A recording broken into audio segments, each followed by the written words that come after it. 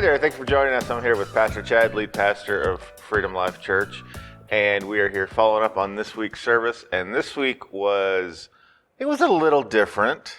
Yeah. It was Easter, which great time, but we were out in the parking lot. We were. And we got to celebrate Easter within a reasonable distance of our church family. Yeah. And it was quite an event, I thought. Yeah, if I can just say wow, I thought it was incredible. I mean, I really did. And it was awesome because we kind of got everybody together in at least the same vicinity, which was kind of cool. So then we could see each other's faces and things like that. You know, most people stay in the car. We had a few people like sat on top of their cars or whatever. We had some people that walked around a little and trying to keep distance and whatnot. But our teams were incredible and all of that. But I will say, it was awesome on that level.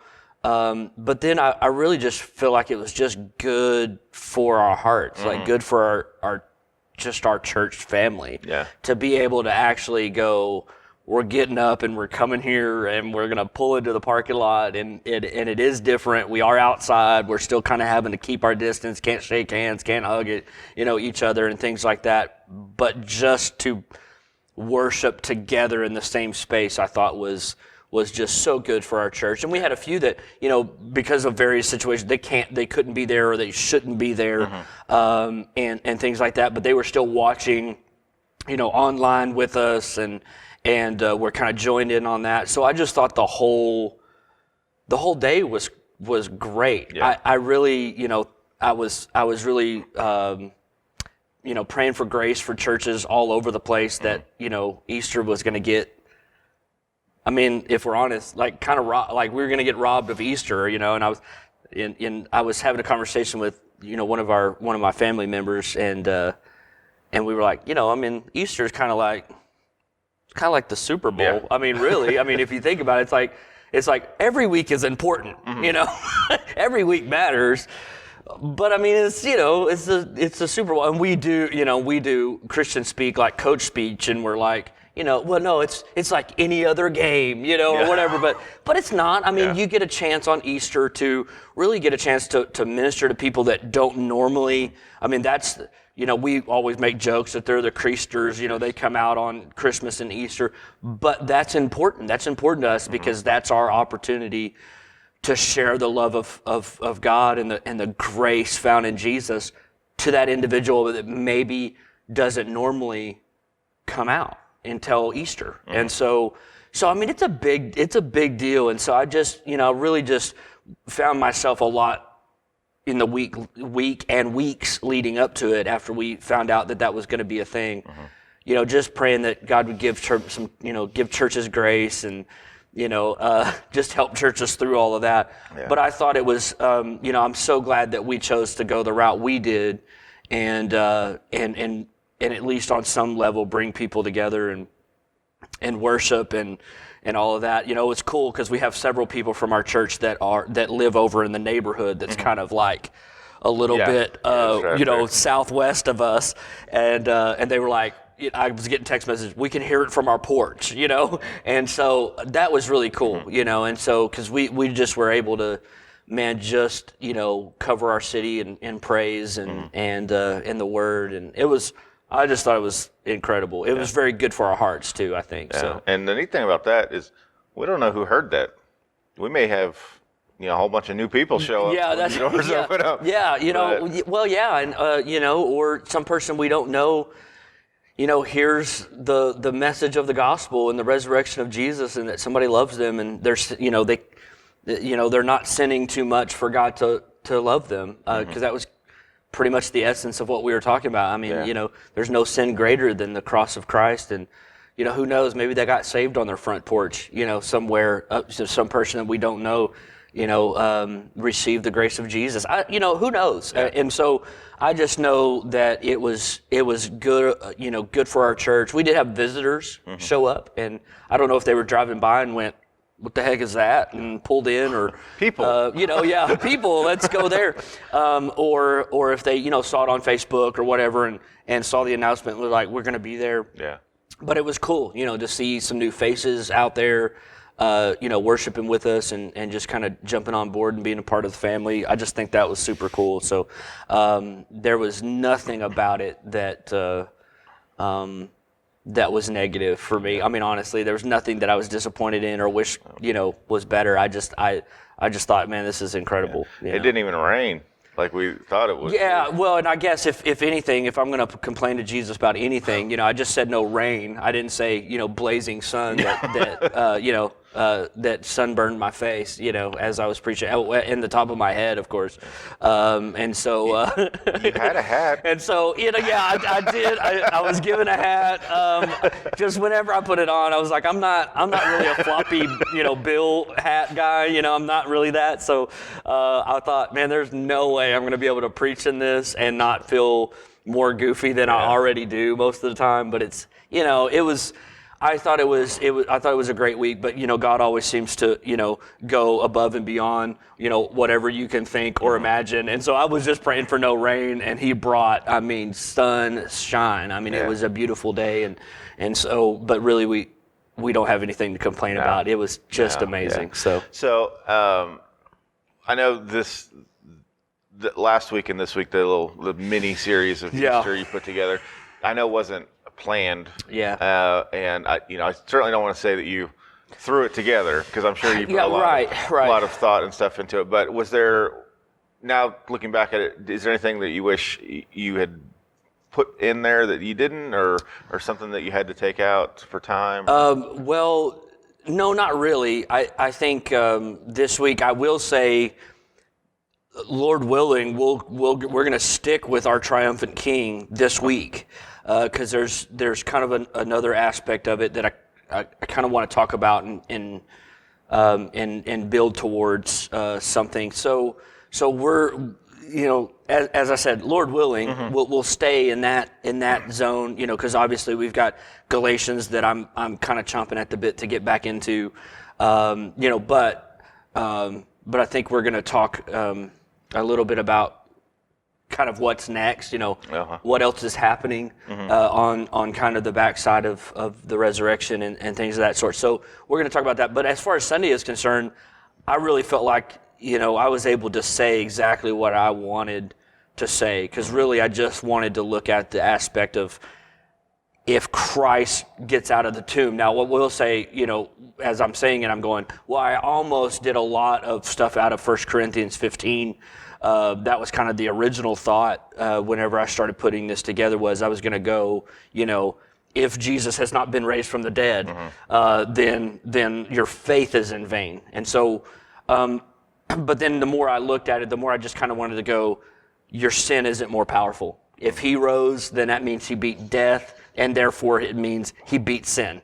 And so those two things are linked together. And I really wanted us to see that, which it does speak to the reality that if He didn't raise from the dead, our faith is kind of pointless. We're putting our faith in something that really has no power, but that the power of God is within the power of the resurrection. That's how He's showing His power and His triumph over everything that's dark. Is through the resurrection. That's what it is. And so the one thing that I didn't talk a whole lot about that I did have a thought on, we just didn't talk a whole lot about it really. I mentioned it a little bit up front. As much as death and sin are linked together, so is the cross and resurrection, the death of Jesus and the life of Jesus. Those two things are inseparably linked as well. It was funny because we were having a conversation in the foyer before service, and Steven, our electric guitar player, had actually grabbed, I have a pack of Dr. Pepper in the refrigerator, and he had grabbed one out and said, hey man, I'm going to grab you a Dr. Pepper this morning or whatever. And then for whatever reason we got off because we were being goofy. There's 23 flavors in Dr. Pepper. If you take one out, it's no longer Dr. Pepper. It's like the gospel. Yeah. If you take one part out, it's no longer the gospel. You're making something up, and it becomes Dr. Thunder or Bubba Cola or something like that. It's no longer what it's supposed to be, and so we had a good laugh over the ridiculous nature of that metaphor, analogy, whatever you want to call it. But it's true. The cross of Christ. That's something Texans can understand. Absolutely, we can all understand this. That nobody wants to change, Dr. Pepper. If you add things in like vanilla, stop it. All right, don't do that. Somebody asked me, "Have you tried the cream soda one?" And I'm like, no. Like I'm sticking to the true. All right, and you're adding stuff in, and we don't do that. You add stuff to the gospel, it's no longer the gospel. If you take something away, all right. This is ridiculous. Okay, so, but the reality, and we had a good laugh with it, but the reality is that that's true. As much as death and sin work to, those two things existed together at the same time. The second sin entered the world, death came with sin, right? Death came through sin is what the text that we read.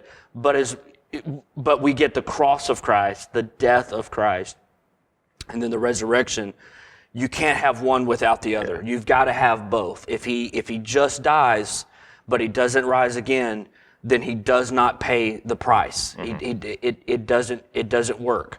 If he doesn't physically die, he does not pay the price. Right. So both sides is he either tries to pay the price, but the check bounces, or he didn't actually write a check at all, and he just tries to steal it away, and he doesn't pay the penalty for it. So those two things are inseparably. We didn't talk a whole lot about that, but I'm hoping maybe we felt that those two things have to go together, which is the reason why I think sometimes whenever we talk about Easter, we go cross and resurrection. We go death and resurrection, because those two things are inseparably linked. You can't have one without the other. And of course, last year we did a lot of it's all good news: life, death, resurrection, ascension, and return. All of that's the gospel. You take one piece out and it's not what it's meant to be.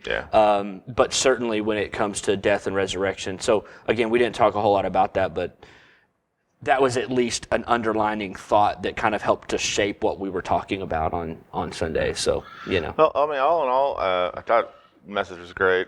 I thought the whole atmosphere was great. Yes. Just it's funny. Just the being in proximity to others really changes the way you feel, and I thought it was great. Well, it's one of those things where I'm constantly finding myself kind of going, I'm wanting us not to let the pendulum swing so far with all of this. Hey, we can be the church outside of the church, and be the church in our homes, even online.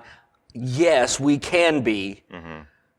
The only issue is don't let the pendulum swing too far, because to be the church, the essence of being the church is being together. There is something about that, and so let's don't let it swing too far where we just feel like, we don't need to gather together. We can still be the church.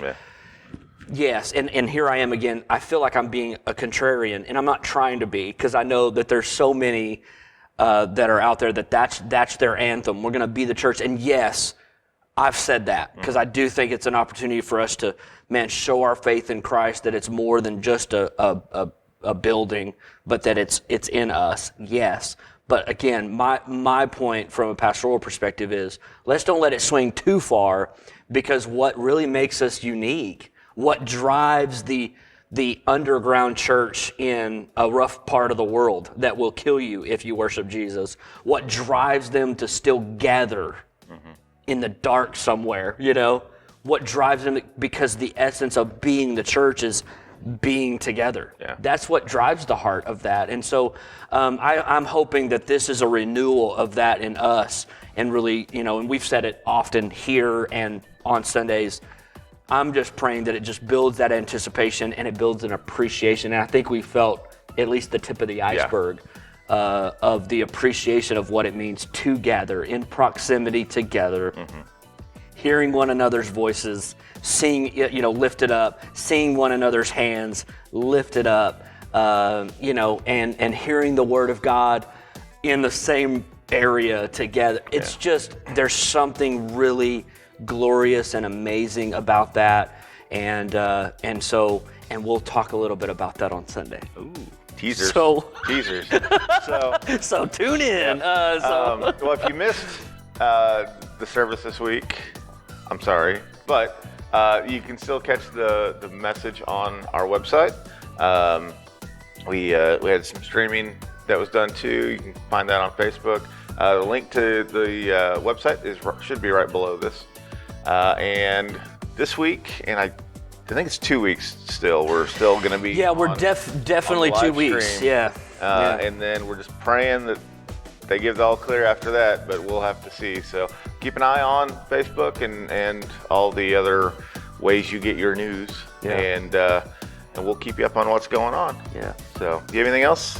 No, that's it. Happy Easter Wednesday. Yeah. Have a good week. And See we'll see you Sunday.